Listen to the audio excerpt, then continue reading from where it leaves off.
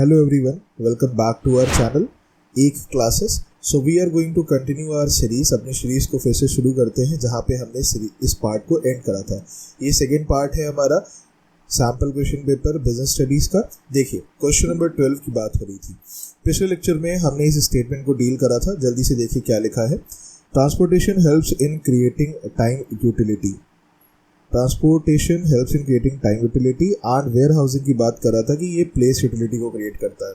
तो यहाँ पे एक चीज़ ध्यान से देखने वाली है कि जो ट्रांसपोर्टेशन है वो टाइम यूटिलिटी को क्रिएट नहीं करता है। ठीक है, ट्रांसपोर्टेशन आपको प्लेस यूटिलिटी देता है। क्या देता है? Place utility. वो उस टाइम गैप को फिल करता है कि जो भी किसी कस्टमर के और जो आपका गुड्स है उसके बीच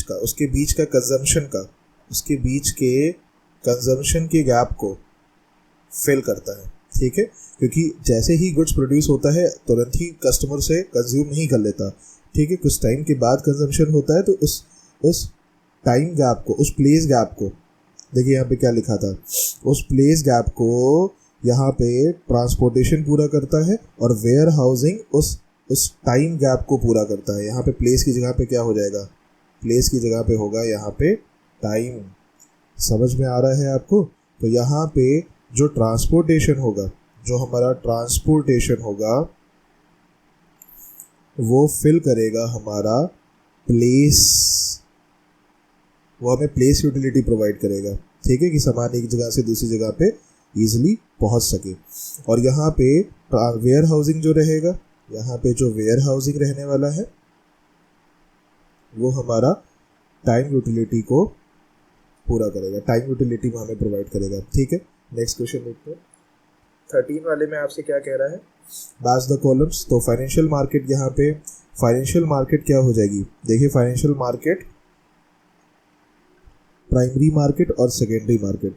तो यहाँ पे फाइनेंशियल मार्केट आपका, यहाँ पे it is a market for creation and exchange of financial asset. ठीक है, तो यहाँ पे ए का सेकेंड पार्ट होना चाहिए। ठीक है, प्राइमरी मार्केट क्या है? प्राइमरी मार्केट को हम लोग न्यू इशू मार्केट भी कहते हैं। तो यहाँ पे बी पार्ट का थर्ड पार्ट होना चाहिए। यहाँ पे इसे इग्नोर करिएगा। फिर सेकेंडरी मार्केट क्या है? सेकेंडरी मार्केट को हम स्टॉक मार्केट भी कहते हैं। तो सी पार्ट का यहाँ पे फर्स्ट कॉलम हो जाएगा। ठीक है, अगला क्वेश्चन देखते हैं। तो यहाँ पे जो आपका आंसर रहेगा वो इनके कॉलम्स यहाँ पे देख लीजिए। 13 का ए पार्ट होगा यहाँ पे। ठीक है, दिस वन।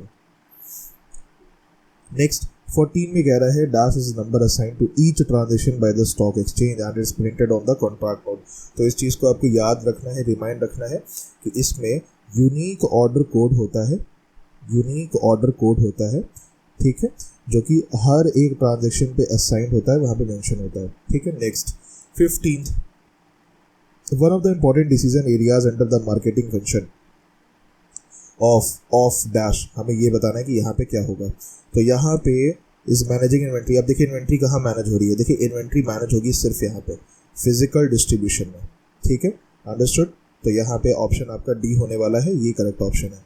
16th पार्ट देखते हैं इसका। कह रहा है which of the following statement is incorrect. तो यहाँ पे कह रहा है कौन सा स्टेटमेंट इनकरेक्ट है। तो पहला पार्ट देखते हैं। Providing liquidity to securities is one of the function of stock exchange. बिल्कुल सही है। Process of holding shares in electronic form, dematerialization इसे हम कहते हैं, ये भी सही है। थर्ड पार्ट कह रहा है securities exchange board of India perform the regulatory function of controlling insider trading and imposing penalties for such practices. देखिए ये पार्ट सही है। ठीक है, ये पार्ट भी सही है। और डी पार्ट क्या कह रहा है? Capital market consist of commercial bank, development bank and stock exchanges. ये पार्ट भी सही है।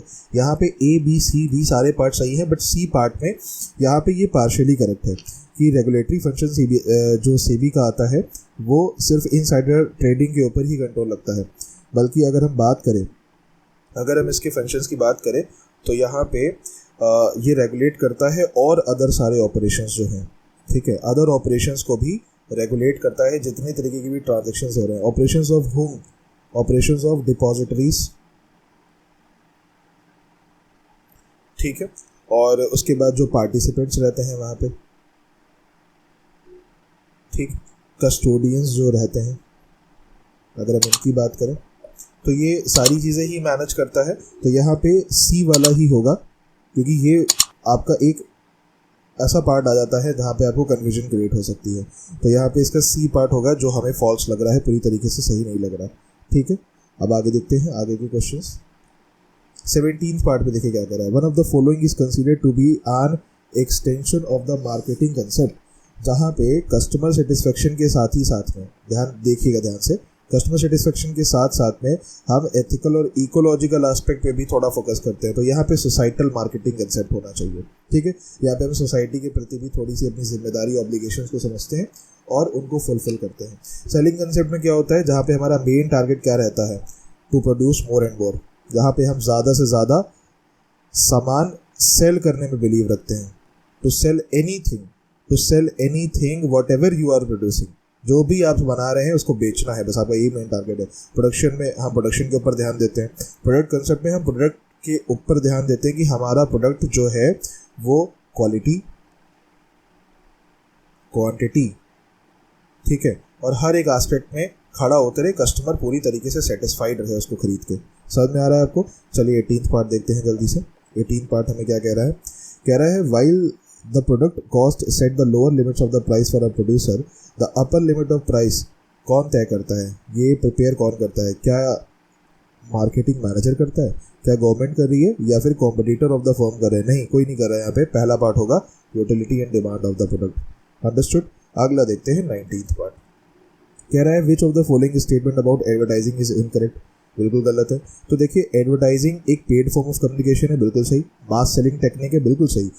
एक inflexible, it is an inflexible as the message can't be adjusted to the needs of the buyer, ठीक, ये भी सही है। ठीक है, अब इसमें लिखा हुआ है it is a personal form of communication, तो यहाँ पे ये गलत हो जाएगा। मार्केटिंग हमारा पर्सनल, एडवर्टाइजिंग जो यहाँ पे है ये पर्सनल फॉर्म ऑफ कम्युनिकेशन नहीं है। ठीक है, क्वेश्चन नंबर 20 की हम बात कर रहे हैं। Arrange the steps involve in trading procedure at the stock exchange in the correct sequence. तो सबसे पहले इसमें क्या होने वाला है, इसमें होने वाला है ये पहला step, opening of demat account. सबसे पहले हम डीमैट अकाउंट को खुलवाएंगे, उसके बाद हम ऑर्डर प्लेस करेंगे। उसके बाद हमारा सेकंड काम क्या रहेगा, ऑर्डर प्लेस करने के बाद एग्जीक्यूशन ऑफ ऑर्डर रहेगा। ठीक है, और उसके बाद हमारा लास्ट रहेगा सेटलमेंट। सेटलमेंट सबसे आखिरी में होता है। ठीक है, तो यहाँ पे इसका सही ऑप्शन क्या रहेगा, डी पार्ट रहेगा। अंडरस्टूड। अब आगे देखते हैं, कह रहा है top management plans for the entire organization. According to these plans, the organizational structure is developed and staffed. In order to ensure that these plans are executed according to the plans, directing is required. ठीक है, बिल्कुल सही है। Any dispensaries, मतलब कोई भी किसी तरीके से अगर प्रॉब्लम आती है यहाँ पे, तो उसके लिए क्या कहा गया है, between actual and realized activities are then taken care at every stage of controlling. तो मतलब किसी भी तरीके से कोई वाद विवाद आता है कंट्रोलिंग को करते समय, ठीक है, तो आपको उसको तो ध्यान देना पड़ेगा। Name and explain the process highlighted above which started at the planning stage.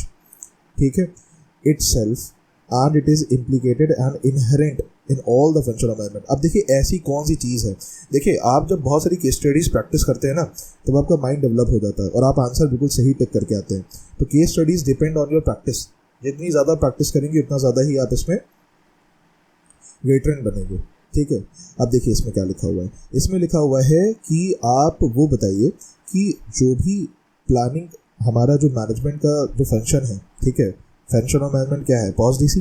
तो कह रहा है हर एक स्टेज पे, whether we are talking about planning, ठीक है, ऑर्गेनाइजिंग, स्टाफिंग, डायरेक्टिंग, कंट्रोलिंग, किसी की भी हम बात करें, हर एक स्टेज पे सबसे इनिशियल स्टेप पे भी, वो इनिशियल स्टेप से स्टार्ट हो जाता है।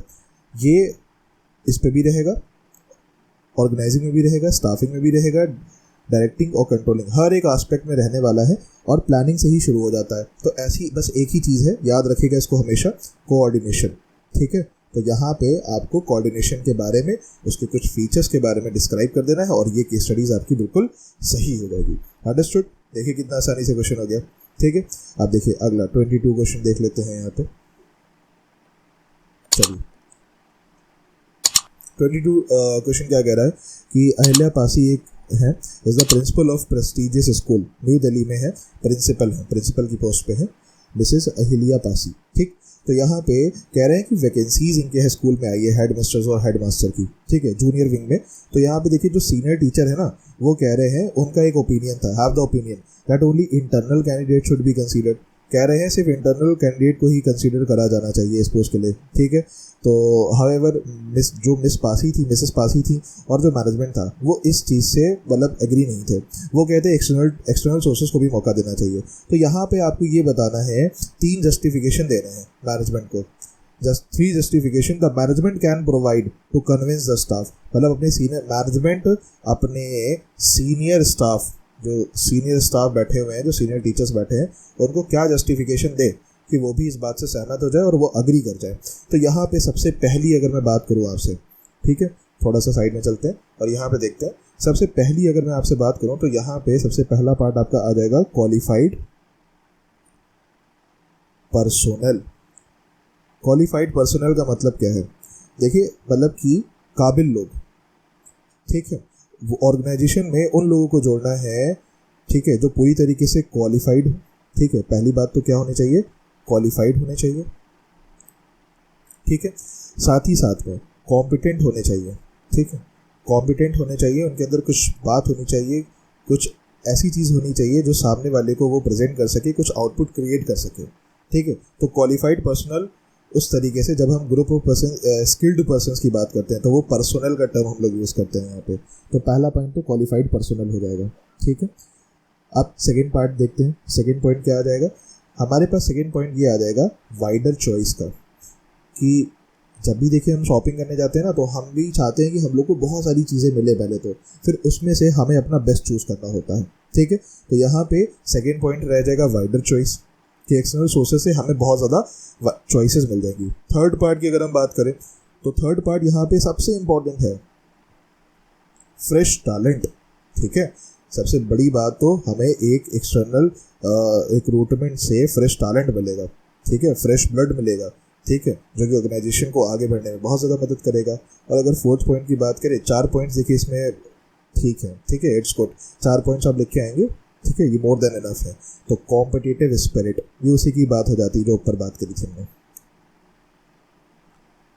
कुछ ऐसे कॉम्पिटेंट लोग मिलेंगे जिसको देख के हम भी आगे बढ़ेंगे, ऑर्गेनाइजेशन के जो लोग हैं वो भी आगे बढ़ेंगे। जैसे आपने देखा होगा क्लासरूम में जो जिनके स्कोर अच्छे आते हैं, जो थोड़े अच्छे स्टूडेंट्स होते हैं, जिनका स्कोर अच्छा आता है, जो मेहनत भी करते हैं, ऑब्वियस सी बात है, तो उनको देख के, जैसे आपका फ्रेंड ही है कोई और वो स्कोर ज़्यादा कर रहा है, तो आपके अंदर एक कॉम्पिटेंसी जाग जाती है ना, कि अरे मेरे फ्रेंड ने इतना स्कोर कर दिया तो अब मुझे भी आगे के लिए अच्छा स्कोर करना है। तो यही चीज़ है बस, ठीक है ना, समझ में आ गया होगा, होपफुली सबको समझ में आया होगा।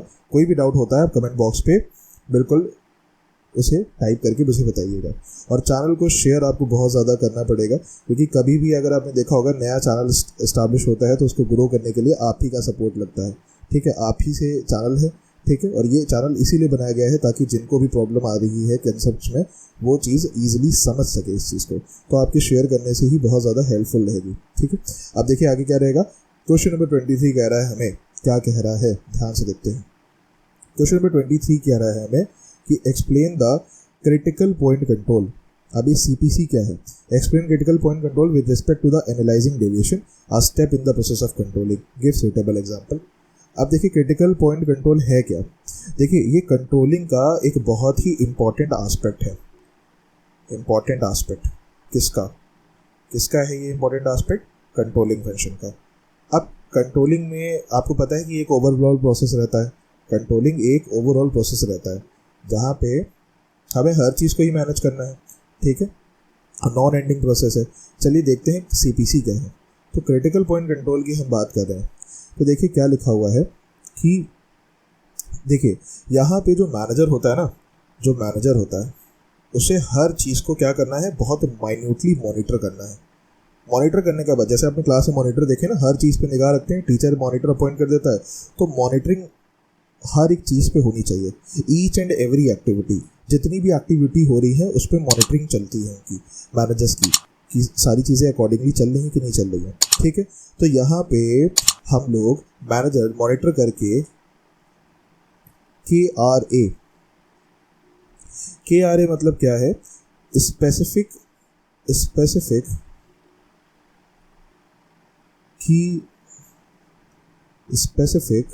की रिजल्ट एरियाज, स्पेसिफिक की रिजल्ट एरियाज, इन्हें टारगेट करते हैं। ठीक है, जिसे हम क्रिटिकल पॉइंट्स भी कहते हैं। क्या कहते हैं? जिसे हम क्रिटिकल पॉइंट्स भी कहते हैं। इनको टारगेट करते हैं कि मेन जो भी चीज़ें हमारे यहाँ पे इन्फ्लुएंस हो रही हैं, जो हमारी एक्टिविटीज़, हमारा प्रॉफिट, हमारा रेवेन्यू, हमारा सेल्स टर्नओवर, ये सारी चीज़ें जो इन्फ्लुएंस हो रही हैं, ये इन्हीं मेन एक्टिविटीज़ की जगह पे हो रही है। मतलब यही सारे इंपॉर्टेंट एस्पेक्ट हैं, है ना, ये की पॉइंट्स हैं, इन पे ध्यान देने वाली ज़रूरत है। तो अगर यहाँ पे किसी भी प्रकार की कोई भी डेविएशन आती है, अगर यहाँ पे किसी भी प्रकार की कोई भी डेविएशन आ रही है इन पॉइंट्स के ऊपर, तो यहाँ पे अर्जेंट बेसिस पे मैनेजर को क्या लेना पड़ेगा? Manager have to take action. ठीक है ना? तो यही क्रिटिकल पॉइंट कंट्रोल है, यही क्रिटिकल पॉइंट कंट्रोल है CPC। ये कुछ इंपॉर्टेंट कीवर्ड्स की एरियाज हैं जहाँ पे मैनेजर को एक्शन लेना पड़ता है। ठीक है, ताकि चीज़ें और ज़्यादा रूंड ना हो जाए, बर्बाद ना हो जाए, ख़राब ना हो जाए। अंडरस्टूड? बहुत ही सिंपल तरीके से मैंने आपको बता दिया और यहाँ पे CPC खत्म होता है। इसकी डेफिनेशन आप अपनी बुक में ज़रूर चेकआउट करिएगा। ठीक है, अगला देखते हैं क्या कह रहा है। और एक सेकेंड क्वेश्चन और दिया है यहाँ पे। ठीक है, यहाँ पे आपको ऑप्शन दिए गए हैं। अब देखिए इसमें क्या कह रहा है मैनेजमेंट बाय एक्सेप्शन क्या होता है। बहुत इंपॉर्टेंट है मैनेजमेंट बाय एक्सेप्शन, और बहुत ईजी है। मैनेजमेंट बाय एक्सेप्शन एक इम्पॉर्टेंट एस्पेक्ट है हमारा कंट्रोलिंग का। ठीक है, ये भी एक इम्पॉर्टेंट एस्पेक्ट है। This is also an important aspect of controlling. अब देखिए इसमें क्या बात हो रही है। देखिए ये मैनेजमेंट बाय प्रिंसिपल एक मैनेजमेंट का ही प्रिंसिपल है जो कि हमें क्या कहता है, जिसका बिलीफ कुछ इस तरीके से है। चलिए बिलीफ के बारे में मैं आपको बता देता हूँ। बिलीफ क्या है इसका? देखिए ये आपने क्लास में भी सुना होगा अपनी, जहाँ पे भी आप इसमें पढ़ रहे हैं। ठीक है, और नहीं भी सुना है तो मैं आपको बता रहा हूँ। इसमें बिलीफ ये रहता है,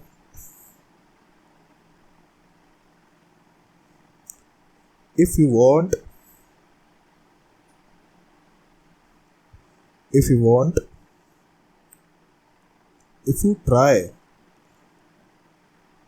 you try to control everything, you may end up controlling nothing। इसका मतलब समझ में आया आपको कि अगर आप सब कुछ कंट्रोल करने के बारे में सोचेंगे, कोशिश करेंगे, ठीक है, अगर आप सब चीज़ आप चाहते हैं कि हर एक चीज़ बिल्कुल टिप टॉप होनी चाहिए हमारे यहाँ पे, ठीक है, एवरी की एस्पेक्ट, तो यहाँ पे कह रहे हैं कि आप फिर कुछ भी कंट्रोल नहीं कर पाएंगे। जब हमारे खूब सारे प्लान्स होते हैं, हम ये भी कर लें, वो भी कर लें, आज ही हम जाके पूरे साल भर की सिलेबस की तैयारी आज ही कर लेते हैं बैठ के, तो फिर अल्टीमेटली क्या होता है, हमारा माइंड बहुत ही टेंस्ड हो जाता है, उसकी वजह से हम कुछ नहीं कर पाते। तो यहाँ पे मैनेजमेंट का भी यही फंडा है कि अगर आप सब चीज़ कंट्रोल करना चाहेंगे तो आप कुछ नहीं कंट्रोल कर पाएंगे। ठीक है, तो अब देखिए यहाँ पे क्या कह रहा है। तो फिर इस कंसेप्ट में मैनेजमेंट बाय एक्सेप्शन प्रिंसिपल हमें कहता क्या है देखिए क्या कह रहा है। ये प्रिंसिपल हमें ये कह रहा है, पहले तो इसका बेसिक विज़न हो गया इस तरीके से। तो यहाँ पे हम करते क्या है, यहाँ पे कुछ चीज़ें हैं जिनकी एक परमिसिबल लिमिट्स हैं। जैसे हमारे पेरेंट्स, वो हमें एक लिमिट तक ही बर्दाश्त करते हैं, हमारे टीचर्स एक लिमिट तक ही बर्दाश्त कर रहे हैं। अगर आपने उस लिमिट को क्रॉस कर दिया, ठीक है, तब तो फिर आफत है आपके लिए। समझ में आ रहा है ना, आपको लिमिट से बाहर नहीं जाना है। तो यहाँ पे क्या कह रहा है, मैनेजमेंट एक सर्टेन लिमिट तक की आपको अलाउ करेगा कि आप मतलब अगर ये चीज़ें, अगर ये कॉस्ट बढ़ भी रही है तो ठीक है, इसको एक लिमिट तक ही हम बेयर कर सकते हैं। बट अगर उस लिमिट के बाद में अगर चीज़ें आगे जा रही हैं, ठीक है, तो फिर यहाँ पे मैनेजमेंट को क्या लेना पड़ता है, एक्शन लेना पड़ता है। फॉर एग्जांपल अगर हम बात करते हैं, एग्जांपल्स की बात करी गई थी यहाँ पे देखिए क्या कह रहा है कि अब देखिए अगर हम बात करते हैं अपने एम्प्लॉयज़ के रिफ्रेशमेंट के बारे में। एम्प्लॉयज़ के रिफ्रेशमेंट मतलब उनकी खाने पीने से लेके जो बेसिक नेसेसिटीज़ है, अगर रिफ्रेशमेंट का कॉस्ट 10% से बढ़ रहा है, ठीक है, तो इतना ज़्यादा टेंशन लेने वाली बात नहीं है, क्योंकि एम्प्लॉयज़ ही आपके लिए काम कर रहे हैं और उनके ऊपर अगर आप रिफ्रेशमेंट के ऊपर थोड़ा बहुत खर्चा कर रहे हैं, सो यहाँ पे ये टेंस मैटर नहीं है कि इसके ऊपर चिंता जताई जाए, ठीक। बट अगर आपका जो पर प्रोडक्ट प्राइस है ना, पर प्रोडक्ट जो कॉस्ट है, अगर कॉस्ट आपकी 5% से भी अगर बढ़ रही है हर एक प्रोडक्ट के ऊपर, तो इस पे तो ध्यान देना ही पड़ेगा मैनेजमेंट को, ठीक है, ठीक है, अंडरस्टूड। तो यहाँ पे आप एग्जाम्पल इस तरीके से लिख सकते हैं, ठीक है। चलिए, होपफुली सबको समझ में आ गया होगा यहाँ पे। नेक्स्ट क्वेश्चन की तरफ बढ़ते हैं और जल्दी से अपने इस सैम्पल पेपर को ख़त्म करते हैं। इसकी प्रैक्टिस अच्छे से टॉपिक्स को समझने के बाद आप उस टॉपिक की प्रैक्टिस करेंगे अपनी रेफरेंस बुक से, ठीक है। और अगर आपको किसी और पॉइंट पे प्रॉब्लम आ रही है, then you will convey the message to me in comment box. Okay, now see here everyone. देखिए यहाँ पे क्या कह रहा है, state any 3 objectives of securities exchange board of India. आप कह रहा है 3 ऑब्जेक्टिव्स बताइए सेबी के। तो फटाफट से आपको ऑब्जेक्टिव्स पता होने चाहिए सेबी के। Securities exchange board of India के क्या ऑब्जेक्टिव्स हैं, ठीक है। ऑब्जेक्टिव्स देखते हैं। सबसे पहला ऑब्जेक्टिव जो हमारा यहाँ पे है, ध्यान से सुनिएगा, पहला ऑब्जेक्टिव जो हमारा सेबी का है वो है protect the right and interest of investors. Protect the right and interest of our investor, कि जो भी पैसा मार्केट में इन्वेस्ट कर रहे हैं ना, उनके राइट्स को प्रोटेक्ट करना है, उनके साथ कोई फ्रॉडुलेंट एक्टिविटी नहीं होनी चाहिए, ठीक है, उस चीज़ को प्रोटेक्ट करना है। तो पहला पॉइंट यहाँ पे मैंने क्लियर कर दिया है, इसको ध्यान से आप देखते रहिएगा, ठीक है। आप सेकंड देखिए, इसमें सेकंड पॉइंट आप लिख सकते हैं, to regulate and develop a code of conduct, ठीक है। कोड ऑफ कंडक्ट, यहाँ पे हम सेकंड बात करते हैं अगर, तो कोड ऑफ कंडक्ट की बात हो रही है कि कुछ नियम एंड कानून बना देना है, ठीक है, कि जब भी कोई मार्केट में ट्रेड करता है किसी भी तरीके से स्टॉक मार्केट में, तो वहाँ पे कुछ रूल्स एंड रेगुलेशन होने चाहिए, वरना हर पर्सन अपने दम से अपनी तरफ से मार्केट को क्या करेगा, बुलिश या बेयरिश करेगा। बुलिश का मतलब कि मार्केट के प्राइस को ऊपर बढ़ाना, और बेयरिश का मतलब मार्केट की प्राइस को नीचे गिराना, ठीक है। तो एक ओवरव्यू बेसिक सा क्या है, इसमें मैं आपको समझा देता हूँ कि जैसे कोई भी मार्केट का प्राइस, मान लीजिए अभी 10 रुपये है किसी शेयर का प्राइस, और मैं एक बहुत बड़ा बिजनेसमैन हूँ, मेरे पास अच्छा खासा पैसा है इन्वेस्ट करने के लिए, ठीक है। और मान लीजिए कि मैं ये 10 रुपये के शेयर बहुत बल्क क्वांटिटी में खरीद लेता हूँ, तो जो शेयर का प्राइस होगा ना, वो 10 रुपये से ऊपर ऐसे बढ़ता ही चला जाएगा ऊपर, ठीक है। प्राइस ऊपर बढ़ गया, मेरे पास तो होल्डिंग अच्छी खासी है, ठीक है, मेरे पास तो होल्डिंग अच्छी खासी है। और फिर मैंने इस पॉइंट पे, जब मेरा 10 रुपये का शेयर कितने का हो गया, जब मेरा 10 रुपये का शेयर 15 या 20 रुपये का हो गया, तब मैंने क्या करा, वहाँ पे से सेल आउट कर दिया। समझ में आ रहा है? तो मार्केट को तो फिर मैं अपने हिसाब से चला सकता हूँ अगर मेरे पास पैसा होगा। तो बस यही चीज़ सोचने वाली है। इसके लिए सेबी ने बहुत सारे रूल्स एंड रेगुलेशन बना के रखे हुए हैं, ठीक है, ताकि कोई भी ऐसी चीज़ ना हो। तो इसमें नुकसान होगा किसका? इसमें नुकसान उन छोटे लोगों का होगा, उन छोटे इन्वेस्टर्स का होगा जिन्होंने कुछ कम पैसा लगा के रखा हुआ है, ठीक है। तो प्रॉब्लम तो उन्हीं को होगी, उनका जितना प्रॉफिट मार्जिन होगा वही मुझे मिल जाएगा, ठीक है। तो ऐसा ही होता है, ठीक है। बट इसके लिए कुछ रूल्स एंड रेगुलेशंस भी हैं, ठीक है। चलिए अब आगे देख लेते हैं। पहला पॉइंट मैंने आपको बता दिया था, पहला पॉइंट है to protect the right and interest, ठीक है। मैं यहाँ लिख देता हूँ,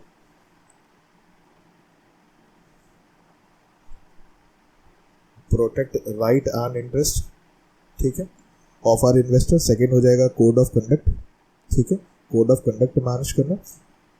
अब वहाँ पे देखिए थर्ड पॉइंट क्या आप इसमें लिख सकते हैं, to prevent trading malpractices. Trade करते समय, व्यापार करते समय, जब हम शेयर्स को खरीद रहे हैं और बेच रहे हैं, तो वहाँ पे जो माल प्रैक्टिसेस हैं, ठीक है, गलत चीज़ें, उसको अवॉइड करना, उसको रोकना, ठीक है, उसके लिए पेनाल्टीज चार्ज करना, ठीक है। तो ये सारी चीज़ें क्या है, सेबी के ऑब्जेक्टिव्स। इसको आप ब्रीफली पढ़ेंगे अपने रेफरेंस बुक की मदद से, ठीक है, और वहाँ पे इसको अच्छे से पढ़ के मेंशन करेंगे, ठीक। अब चलिए अगला पॉइंट देखते हैं, यहाँ पे क्या लिखा है, functions performed by stock exchange. तो देखिए स्टॉक एक्सचेंज का फंक्शन क्या है, ठीक है, जो हमारी सेकेंडरी मार्केट है, जहाँ पे सेकेंड हैंड सिक्योरिटीज़ बेची और खरीदी दोबारा से ज़्यादा। तो पहला स्टॉक एक्सचेंज में जो फीचर रहेगा वो क्या रहेगा, ज़रा इसको समझ लेते हैं। यहाँ पे देखिए क्या रहने वाला है, यहाँ पे मैं आपको समझा देता हूँ, जल्दी से नोट करते चलिएगा साथ में। देखिए सबसे पहला और बेसिक, टू प्रोवाइड लिक्विडिटी। क्या रहेगा? प्रोवाइड लिक्विडिटी एग्जिस्टिंग सिक्योरिटीज़ के लिए। इसका मतलब क्या हुआ कि जब भी कभी ये एक ऐसा प्लेटफॉर्म बन जाएगा जहाँ पे आप कंटिन्यू ट्रेड कर सकते हैं। जब मन चाहे आप सामान को, अपने स्टॉक्स को, सामान क्या, स्टॉक्स और सिक्योरिटीज़ को, ठीक है, सिक्योरिटीज़ को ईजिली सेल कर सकते हैं, ईजिली बाय कर सकते हैं, ठीक है, ईजिली बाय कर सकते हैं, ईजिली सेल कर सकते हैं। तो ये लिक्विडिटी प्रोवाइड करेगा आपको। तो सबसे इनिशियल तो इसका आस्पेक्ट यही रहने वाला है, प्रोवाइडिंग लिक्विडिटी। सेकेंड पार्ट देखते हैं। सेकेंड पार्ट क्या होगा इसमें? सेकेंड पार्ट रहेगा कि जो प्राइसिंग ऑफ सिक्योरिटीज़ है, ठीक है, प्राइसिंग ऑफ सिक्योरिटीज़ इसमें कौन तय करेगा? क्या सेबी बैठ के तय करेगा? बताइए। अब आपसे ही क्वेश्चन है मेरा। अब इसमें सिक्योरिटीज़ की प्राइसिंग कौन करेगा? Pricing of securities. जैसे आपको पता है ना कि कॉम्पिटिटिव, अगर हम कंपटीशन वर्ड की बात करें, कॉम्पिटिटिव मार्केट की बात करें, तो जो भी प्रोडक्ट्स आते हैं उनके प्राइस कौन तय करता है? सेलर तो तय करते हैं। बाकी जो डिमांड और सप्लाई का इंटरसेक्शन पॉइंट होता है, तो यहाँ पे डिमांड और सप्लाई, ठीक है, जो मार्केट फोर्सेस हैं, तो यहाँ पे प्राइसिंग ऑफ सिक्योरिटीज़ कौन तय करता है? मार्केट फोर्सेस करती है। मार्केट फोर्सेस, और मार्केट फोर्सेस आपने पढ़ा होगा इकोनॉमिक्स में, डिमांड एंड सप्लाई, ठीक है। यहाँ के इसके इंटरसेक्शन पॉइंट पे ही हमने क्या लेते हैं? एक इक्विलिब्रियम पार्ट लेते हैं, और वही हमारा प्राइस सेटअप होता है, ठीक है। तो जितनी डिमांड होगी और जितनी सप्लाई होगी, इस हिसाब से ही प्राइस रखा जाएगा। समझ में आ रहा है? ठीक है। जैसे मैंने आपसे बताया था कि अगर मैंने ज़्यादा बल्क क्वांटिटी खरीद ली किसी भी शेयर की, तो शेयर का प्राइस ऐसे करके बढ़ता चला जा रहा है। तो यहाँ पे डिमांड बढ़ रही है मेरी, ठीक है। तो उसी तरीके से जैसे डिमांड बढ़ रही है, ठीक है, तो वहाँ पे डिमांड के साथ में क्या होगा? डिमांड के साथ में प्राइस भी बढ़ जाएगा, ठीक है। और जब डिमांड बढ़ेगी तो अगर ज़्यादा शेयर्स खरीदे जा रहे हैं तो सप्लाई भी बढ़ सकती है। बहुत सारी चीज़ें हैं इसमें। चलिए आगे देखते हैं, ठीक। अब उसके बाद देख लेते हैं। तो यहाँ पे सेकेंड पार्ट क्या हो जाएगा? Pricing of securities.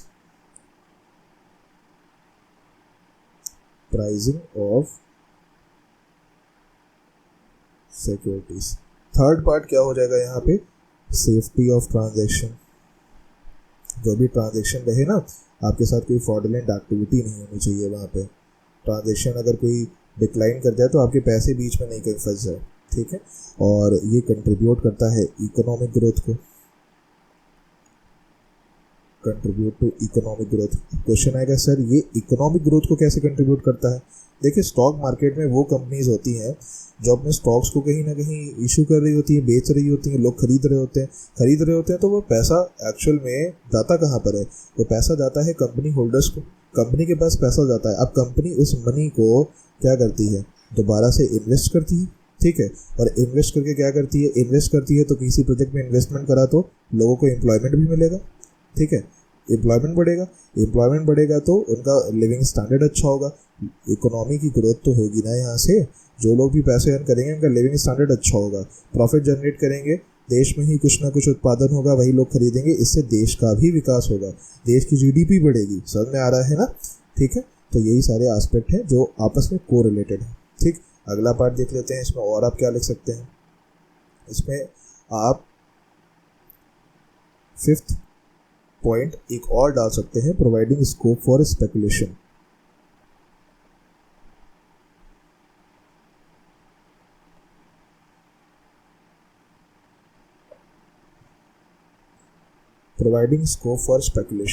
अब देखिए ये क्या है कि देखिए ये कॉन्टिन्यूस प्रोसेस है डिसइन्वेस्टमेंट का और री इन्वेस्टमेंट का। सिक्योरिटीज़ में स्टॉक एक्सचेंज क्या है? एक कॉन्टिन्यूस प्रोसेस है जहाँ पे लोग क्या करते हैं? अपनी इन्वेस्टमेंट को निकाल लेते हैं या तो फिर से री इन्वेस्ट कर देते हैं, ठीक है। तो यहाँ पे क्या कहा जा रहा है कि जितनी भी इन पार्टीज़ यहाँ पे इन्वॉल्व रहती है ना, जितनी भी पार्टीज़ यहाँ पे इन्वॉल्व है उस पर इनकी नज़र रहती है, ठीक है। दस, by providing the framework for well regulated speculative activities which are carried out within the provisions of law. Speculation का मतलब क्या है? स्पेकुलेशन का मतलब एक तरीके से जब आप कोई चीज़ का अंदाज़ा लगाते हैं कि सामने वाले शेयर, अगर आपने कंपनी के शेयर्स को खरीदा और आपका स्पेकुलेशन ये है कि सामने वाले कंपनी के अभी जो शेयर्स हैं वो कुछ टाइम में, ठीक है, 1 साल में हमको अच्छा रिटर्न देंगे कि इनके शेयर के प्राइसेस बढ़ जाएंगे। तो ये जो स्पेकुलेशन है ना, ये कोई गैम्बलिंग टाइप का स्पेकुलेशन नहीं है। इतना स्पेकुलेशन हमारे इंडियन प्रोविजन ने हमें अलाउ करके रखा है, तो इसे लीगल माना गया है, इसे इलीगल नहीं माना गया है, ठीक है। वैसे स्पेकुलेशन जैसे हॉर्स रेसिंग में या फिर किसी भी तरीके से जहाँ पे आप बेटिंग करते हैं, कहते हैं कि अब ये होगा, यहाँ पे इतने रन होंगे, ठीक है, समझ में आ रहा है, होपफुली समझ में आ रहा होगा स्पेकुलेशन का मतलब आपको। तो यहाँ पे ये कॉन्टिन्यूस प्रोसेस रहता है। तो यहाँ पे जो भी स्पेकुलेशन एक्टिविटीज़ होती हैं वो हमारे प्रोविजंस के अंडर रहती हैं, सेबी के लॉ के अंडर रहती हैं, ठीक है। और ये इंश्योर करता है लिक्विडिटी और प्राइस कंटिन्यूटी मार्केट में। समझ में आ गया? तो ये सारे पॉइंट्स आप मेंशन कर सकते हैं। चलिए आगे देख लेते हैं क्या लिखा हुआ है। हमारा जो क्वेश्चन नंबर 25 कह रहा है 4 बेनिफिट बताइए। क्या कह रहा है हमसे? 4 बेनिफिट बताइए आप of the process which the aptitude, skill and abilities of an employee to perform specific jobs are increased। ये 4 तरीके क्या हैं, ठीक है।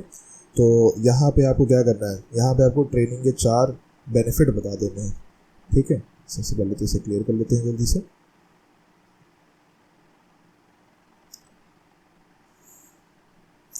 तो अब आपको इस क्वेश्चन में क्या करना है, ट्रेनिंग्स के बेनिफिट आपको बता देने हैं फटाफट, और बस यही आपका आंसर हो जाएगा और आपका क्वेश्चन यहाँ पे कंप्लीट हो जाएगा। अब ट्रेनिंग देने से क्या होगा, जब हम किसी एम्प्लॉय को ट्रेनिंग देते हैं तो हमें क्या बेनिफिट मिलता है, उस एम्प्लॉय को क्या बेनिफिट मिलता है। तो देखिए, जो ट्रेनिंग प्रोग्राम्स होते हैं वो एक सिस्टमैटिक ढंग में होते हैं, ठीक है, सिस्टमैटिक मैनर में होते हैं। तो इससे क्या होता है, हमारी रिसोर्स वेस्ट नहीं होती है। तो जब भी हम ट्रेनिंग देंगे, रिसोर्स वेस्ट नहीं होने का मतलब क्या है सर, जैसे भी मान लीजिए आप जो भी चीज़ें किसी वर्कर को अपने यहाँ रखेंगे ना, एम्प्लॉय को रखेंगे, तो वहाँ पे आप कुछ रिसोर्सेज प्रोवाइड करेंगे। देखिए हम अभी सॉल्व कर रहे हैं क्वेश्चन नंबर 25, ठीक है, क्वेश्चन नंबर 25 को सॉल्व कर रहे हैं। तो जो भी रिसोर्सेज आप देंगे, तो वहाँ पे अगर आपने सामने वाले एम्प्लॉय को ट्रेनिंग नहीं दे के रखी है तो चांसेस हाई रहते हैं कि आपने जो भी सामान दिया है वो तो खराब ही होने वाला है, उसका आउटपुट आपको अच्छा नहीं मिलेगा। तो यहाँ पे सबसे पहला जो बेनिफिट रहने वाला है वो क्या रहने वाला है, वो ये रहने वाला है कि हम अवॉइड कर सकते हैं, ठीक है, वेस्टेज ऑफ रिसोर्सेज को।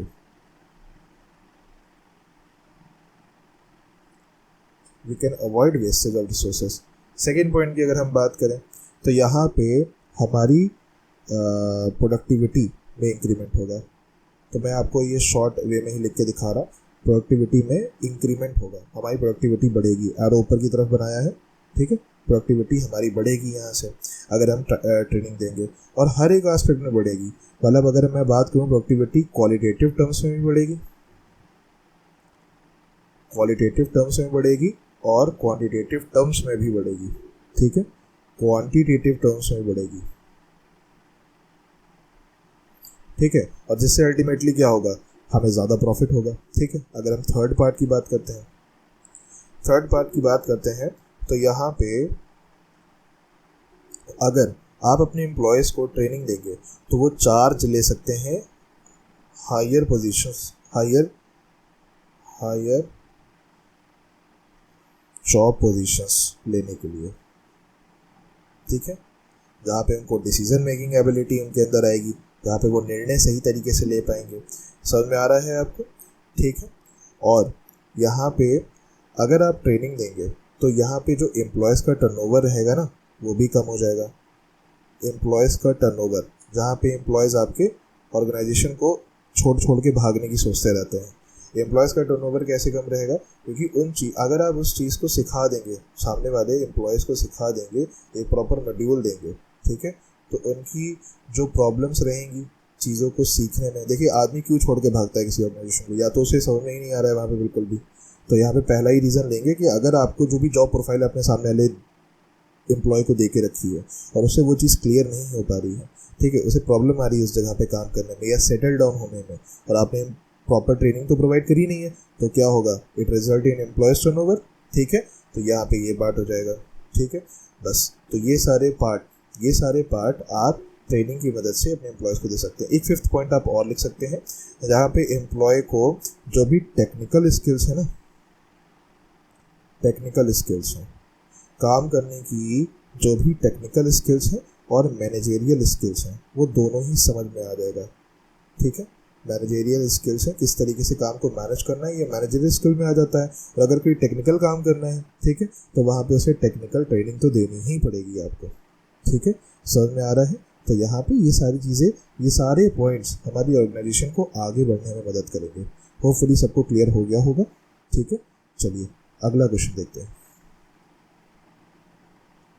अगला क्वेश्चन हमारा क्या कह रहा है, ध्यान से देखिए, क्वेश्चन को पढ़िए। देखिए 25th का जो सेकंड पार्ट है वो भी हमें कुछ कह रहा है, तो इस क्वेश्चन को भी हम लोग देखते ही चलेंगे साथ में।